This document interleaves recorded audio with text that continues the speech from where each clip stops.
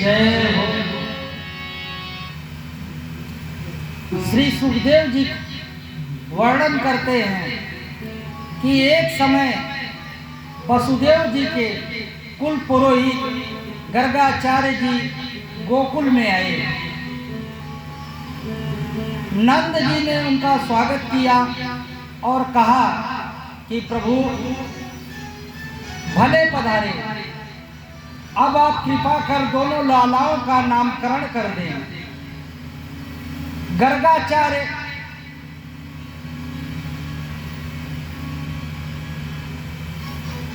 गौशाला में जाकर नामकरण करने लगे।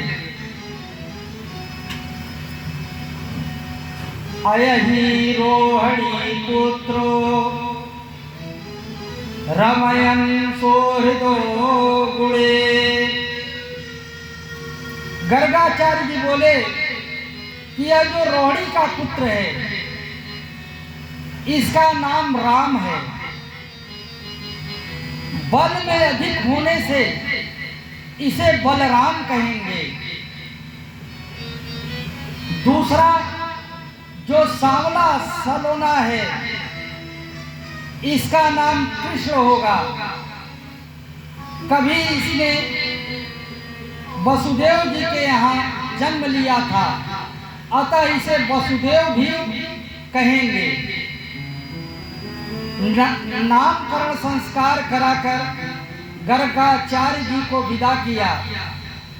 गर्गाचार्य जी को विदा करते ही भगवान के दर्शन करने के लिए शिव जी ने यशोदा के द्वार पर अलख जगाया। यशोदा जी भिक्षा लेकर निकली। मोती भरा थाल। शिव जी बोले कि मैया, ये सब मुझे नहीं चाहिए, मुझे दिखला दे मैया मुरली वाला। शिव जी ने यशोदा से बहुत प्रार्थना की, किंतु उन्होंने लाला के दर्शन नहीं कराए। निराश होकर शिव जी एक पेड़ के नीचे जाकर बैठ गए और परमात्मा का ध्यान करने लगे। प्रभु, क्या निराश लौटाओगे, दर्शन नहीं दोगे? इतने में भगवान जोर जोर से रोने लगे। यशोदा कभी दूध पिलाती, कभी खिलौना देती, पर भगवान रोना बंद नहीं किए।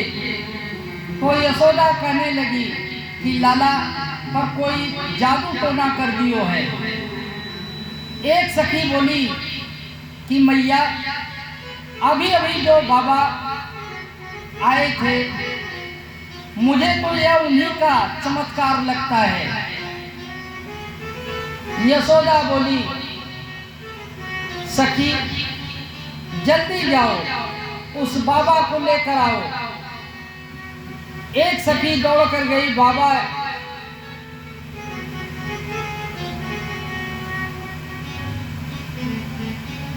पास ही बैठे बाबा को लेकर आ गई। भगवान ने शिव जी को दर्शन दिए और रोना बंद कर दिया। शिव जी के मन में इच्छा हुई कि दर्शन तो हो गए, अब चरण स्पर्श हो जाता तो अच्छा होता।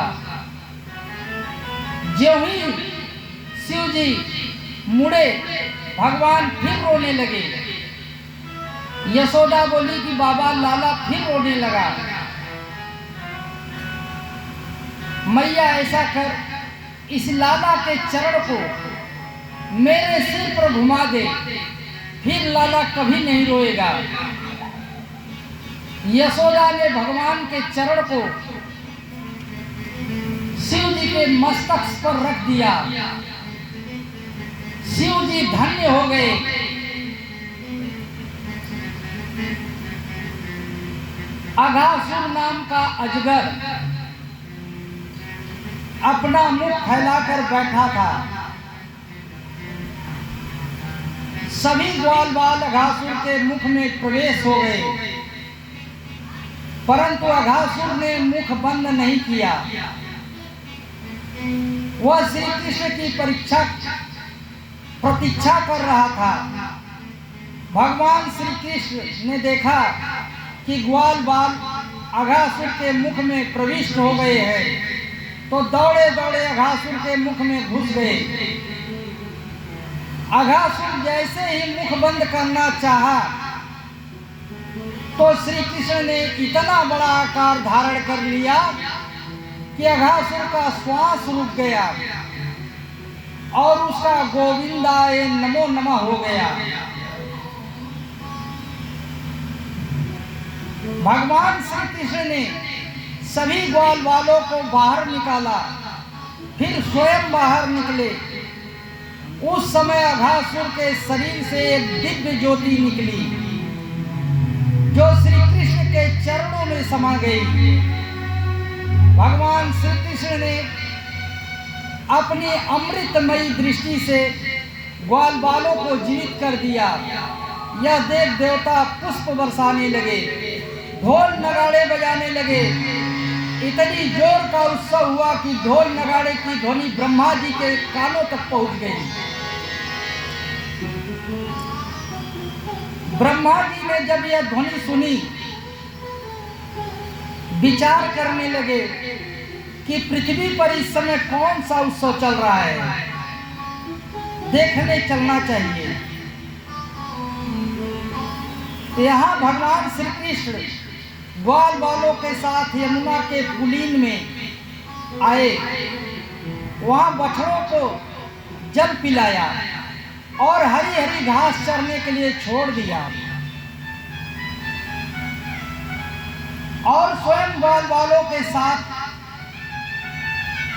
वही यमुना के पुलीन में बैठ गए।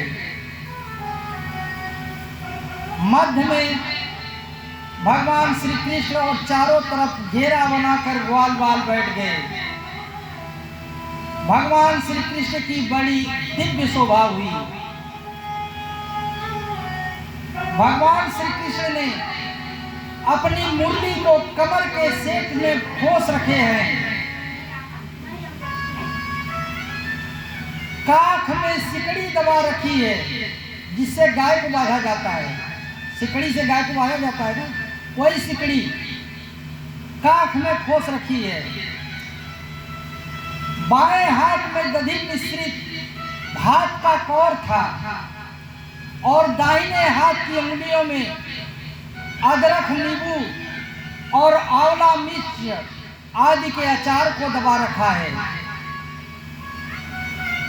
ग्वाल बालों के साथ हंसी मजाक करते हुए भोजन करने लगे। सभी ग्वाल बाल अपने घर से लाया हुआ भोजन कन्हैया को खिलाने लगे। इसी समय एक मधुमंगल नाम का गोप अपने घर से खट्टी छाछ लाया था। उसने सोचा, यह खट्टी छाछ मैं कन्हैया को कैसे पिलाऊं, इसलिए वो अकेला ही इस छाछ को पीने लगा। कन्हैया ने जब यह देखा, दौड़कर उसके पास पहुंचे, उसके मुख में अपना मुख लगाया, जोर से गालों में गुच्चा यानी मुक्का मार दिए दोनों हाथ से, जिससे उसके मुख की छाछ कन्हैया के मुख में आ गई।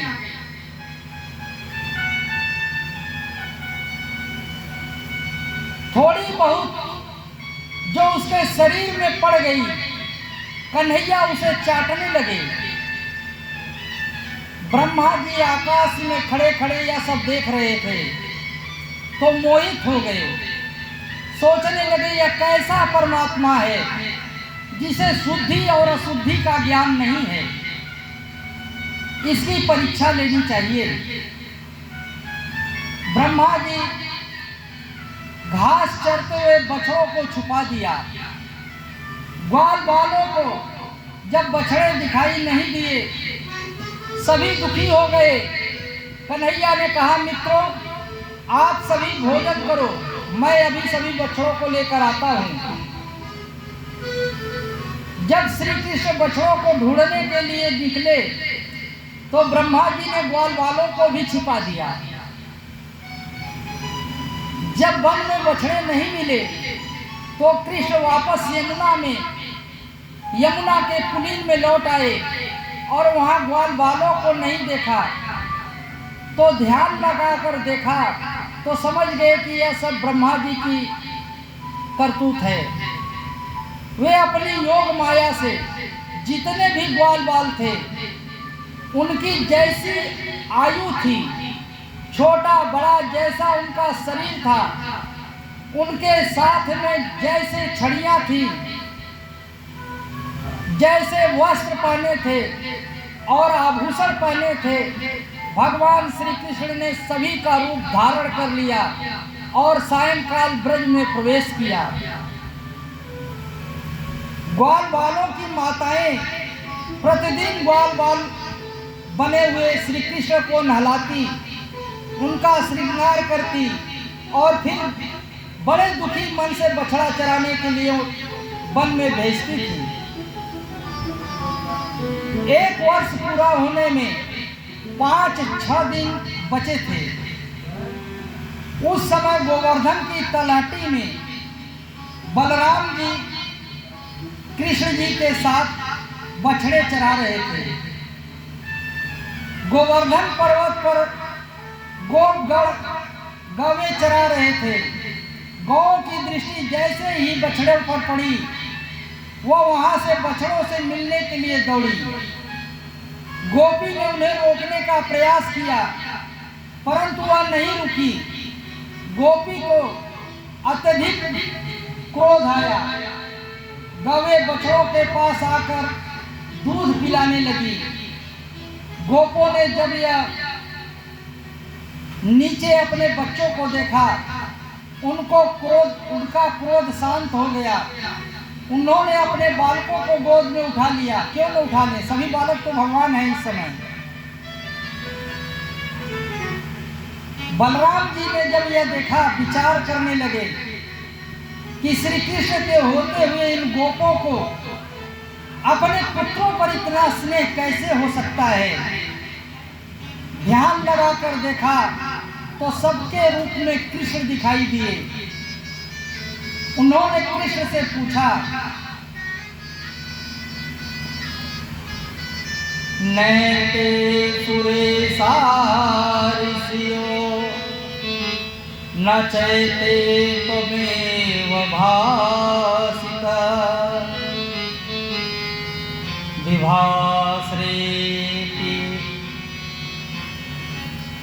कन्हैया, यह ग्वाल बाल और बछड़े ना तो देवता हैं और ना ही ऋषि हैं, सभी के रूप में आप दिखाई देते हो, इसका क्या कारण है।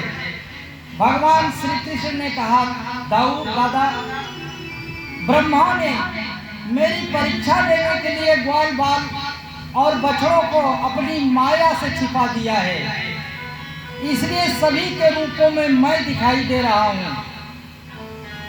भगवान श्री कृष्ण ने सोचा कि यदि ब्रह्मा जी को आने में थोड़ी भी देर हो गई तो ग्वाल बालों का संपूर्ण जीवन व्यतीत हो जाएगा। भगवान श्री कृष्ण ब्रह्मा जी का रूप धारण कर सत्यलोक पहुंचे। वहां द्वारपालों से कहा, मैं विश्राम करने जा रहा हूं। आजकल बहुत से नकली ब्रह्मा घूम रहे हैं, यदि तुम्हें कोई दूसरा ब्रह्मा दिखाई दे तो उसे अंदर मत आने देना। ऐसा कहकर श्री कृष्ण अंदर आ गए। ब्रह्मा जी जब आए तो द्वारपालों ने अंदर आने से रोक दिया। ब्रह्मा जी को कहा, द्वारपालों, मैं तुम्हारा स्वामी हूं। द्वारपालों ने कहा कि हमारे स्वामी तो अंदर विश्राम कर रहे हैं। द्वारपालों ने ब्रह्मा जी की एक न सुनी, उन्हें वहां से भगा दिया। ब्रह्मा जी लौटकर गोकुल आए। उन्होंने श्री कृष्ण को ग्वाल बाल और बछड़ों के साथ पहले के ही समान खेलते देखा। तो आश्चर्य में पड़ गए। दौड़े दौड़े उस स्थान पर आए जहां ग्वाल बाल और बछड़ों को छुपा कर रखा था। तो वहां सब वहीं सोते हुए दिखाई दिए। ब्रह्मा जी विचार करने लगे कि भगवान श्री कृष्ण के साथ मैं जो खेल रहा हूं वह असली है कि यह जो सो रहे हैं। इसी समय ब्रह्मा जी ने बछड़े और ग्वाल बालों सभी के रूप में श्री कृष्ण को देखा और अगले ही क्षण देखा कि श्री कृष्ण बाएं हाथ में दधी भात का कौर लिए वन में बछड़ों को ढूंढ रहे हैं। ब्रह्मा जी समझ गए कि जिसे मैंने साधारण बालक समझा वे परम ब्रह्म परमात्मा श्री कृष्ण हैं। चरणों में गिर गए, हाथ जोड़कर स्तुति की।